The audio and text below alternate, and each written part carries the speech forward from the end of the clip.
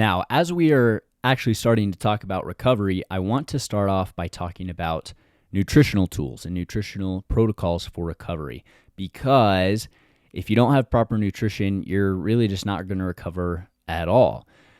Take protein, for example. Many people have heard of protein being, sort of the bricks that you use to build a house, the house being your body. They provide the tools and the materials for you to grow and for you to form. And, if you go to the gym and you work really, really hard on, say, your bench press and your chest and your triceps and your shoulders, get really good mechanical tension and they're all set up to grow. Well, if you can't recover from that, if you don't have the tools, the proteins, or the bricks to the house, if you will, to recover from that, then no recovery is going to happen at all. And in a lot of cases, you might actually just, be breaking yourself down if you are unable to feed your training properly to recover from it. So everything that we're going to discuss after nutrition, aside from sleep, of course, but sort of the recovery interventions, like I mentioned, massaging and hot and cold, all those, what we're going to try and see is how they can increase recovery, on top of good nutrition and good rest. So that's kind of going to be our baseline or our control as someone who has good nutrition and good rest. Are there tools out there that they can use to recover even better if they take them on, or are they going to be better off just having good nutrition and good rest? Well, in terms of that good nutrition, the three things to talk about, as I mentioned before, are your carbohydrate consumption, your protein consumption, as well as your rehydration, both in terms of water and electrolytes. Now let's start off with carbs. If you're an athlete, you should be eating carbs. That is kind of the plain and simple rule. Is it possible to be a ketogenic athlete? Yes, but your body is just very, very efficient at utilizing carbohydrates for energy. If you're trying to be the best performer that you can be, you need to be eating carbs, and you probably need to be eating more carbs than you think you do.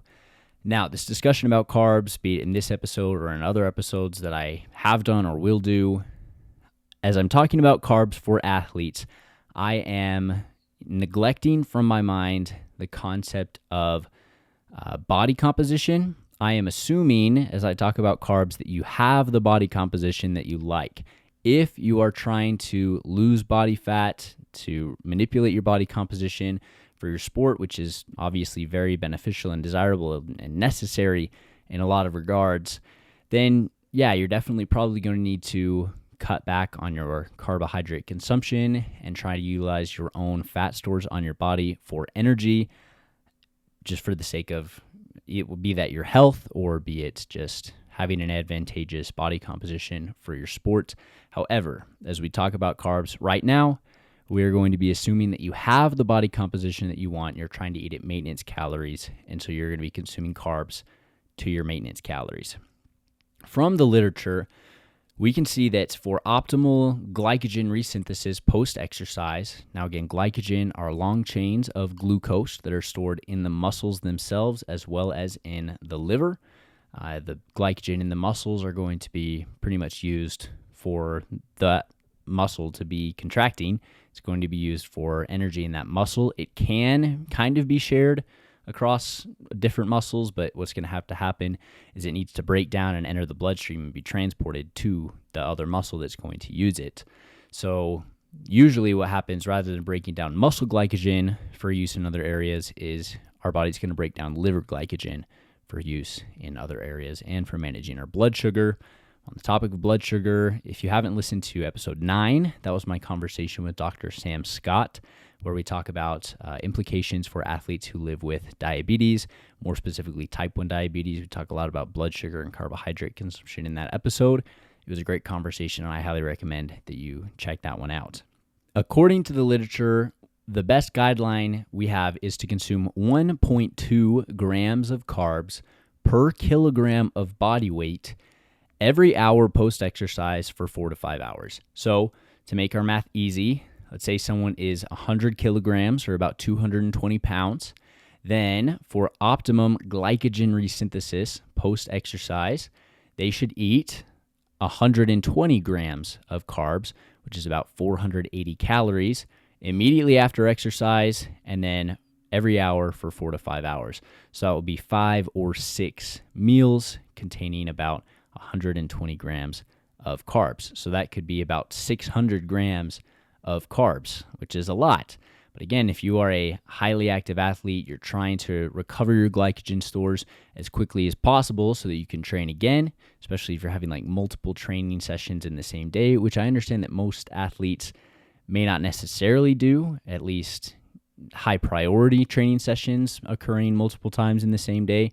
I know it's very common for some people to do a lift or to do a cardiovascular training session and then practice their sport later in the day. However, in that case, practicing is probably going to be your higher priority, and you're probably not going to, have the strength or the aerobic training be quite as high of a priority. Obviously, you should still fuel it and recover from it as best as you can, but you're really placing, in that case, more emphasis on the sport-specific training, doing our sport and getting better at that.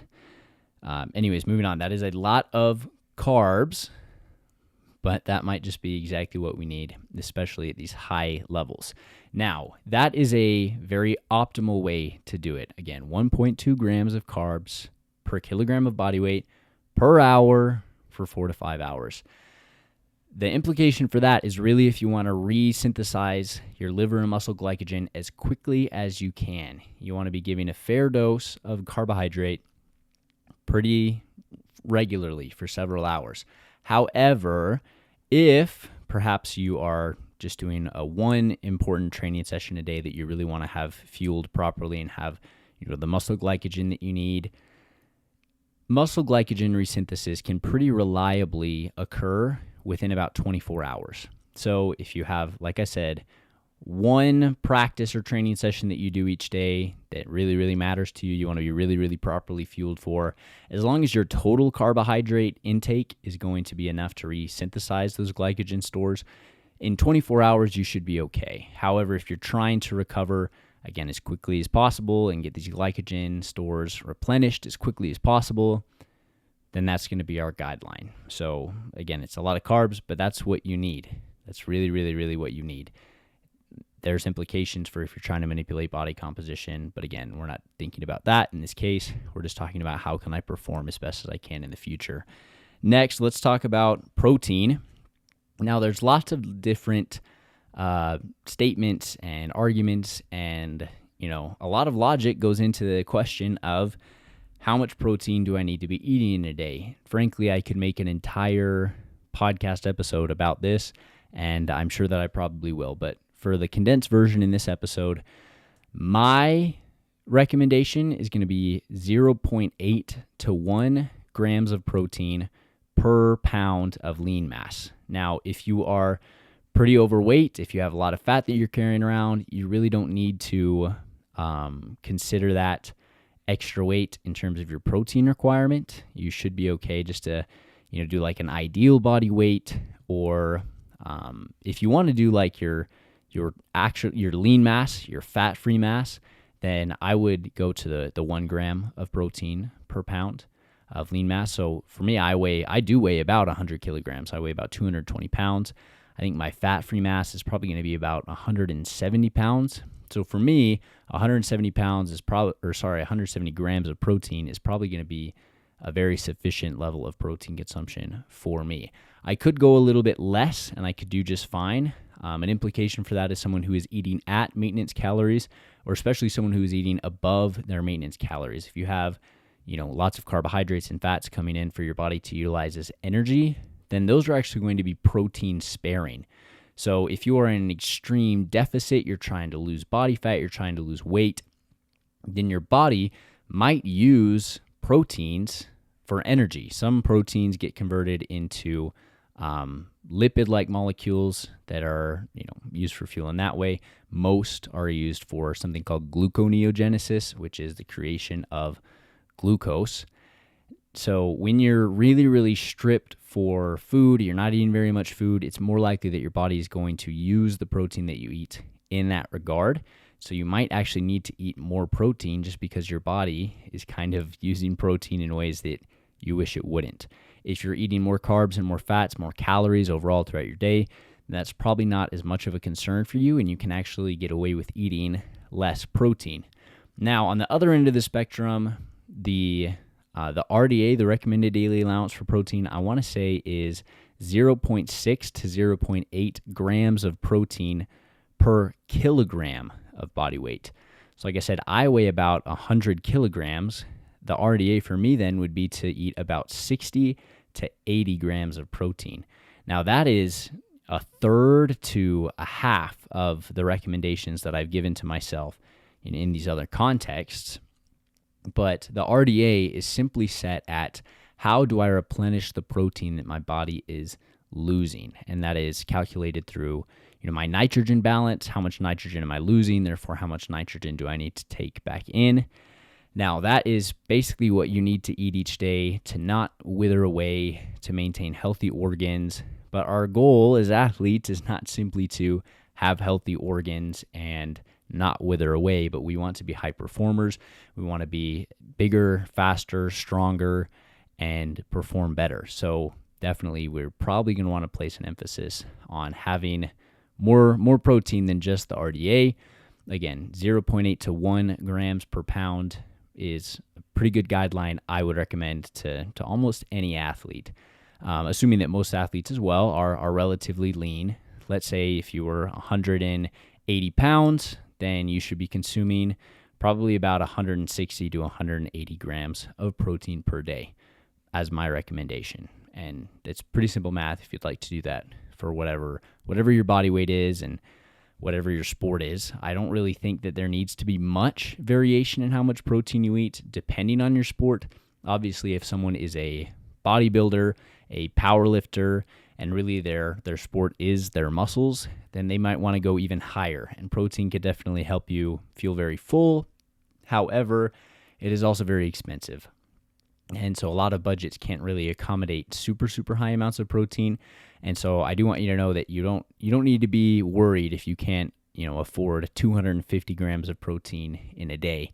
Protein is the most expensive macronutrient by all means. And so living at the lower end of that spectrum, again, especially if you're consuming plenty of carbs and fats and total calories in your day, is going to be totally fine.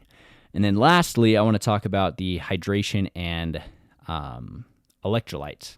Now, the easiest way to know exactly how much water and electrolytes you need to replenish post-exercise is actually just to weigh yourself before and after. Now, usually you'd probably want to do this in minimal amounts of clothing before and after, just because, if your shirt and your pants get soaked in sweat, then you're not really going to accurately be able to know how much sweat you lost, because you might be weighing it before when it's not in your clothes and after when it is in your clothes.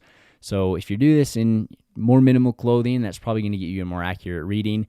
And then you really just want to rehydrate with water to be equal to the amount of weight that you lost. So if you lost 2 pounds of body weight during your exercise, during your training, then you need to consume 2 pounds of water, which is going to be about a quart of water. In terms of electrolytes, again, I do have an episode all dedicated to water, hydration, electrolytes. So if you want to get a little bit more of a deep dive into those topics, I recommend you go listen to that. It's episode 7. However, there are pretty normal values for, average values for how much electrolytes we are losing in sweat. And that is going to be about 1,000 milligrams of sodium per liter of sweat, and I think just about 100 milligrams of potassium. These are all off the top of my head, so I apologize if they're incorrect. But we lose a little bit less electrolytes through sweat than what is physiologically normal for our body. If you want to, this might not be something that everyone wants to spend the money on, but there are actually devices used to calculate the electrolyte content of, it can measure that of urine, or it can measure that of sweat. So if you really, really, really want to take it seriously and recover as best as you can, then measure your own sweat with one of these, electrolyte fluid measurers. I'm sure you can just find them online and on Amazon. If you wanted to do that, then you could actually know exactly how much electrolytes you needed to replenish in accordance with your water. Now, obviously, the electrolytes that we lose are not really going to have much weight to them. So weigh yourself before and after exercise and replenish with that amount of water. And then usually, for every liter of water, I would say you should be consuming about 1,000 milligrams. You could do a little more, you could do a little less of salt. Potassium, probably about 500 milligrams of potassium is what I would recommend, just because potassium is pretty underconsumed in a lot of contexts anyway. You can make it at home with just iodized table salt. Iodine is very, very good and also sort of underconsumed, so I do recommend iodized table salt. But then also they sell potassium salts, and you can put that in a water bottle with some drink mix, some Crystal Light or some Mayo or whatever you prefer. Or you can buy a pre-flavored Element or a liquid IV. As we talk about in the episode about hydration and electrolytes, things like Gatorade and Powerade actually don't have very many electrolytes in them. So unless you add a little bit of salt to them yourself, then you'd probably be better off going with other options that are more specified towards athletes. And with that is kind of all the nutritional advice that I have for you. I know that wasn't super, super condensed, but there we go. Those are your nutritional tools for recovery.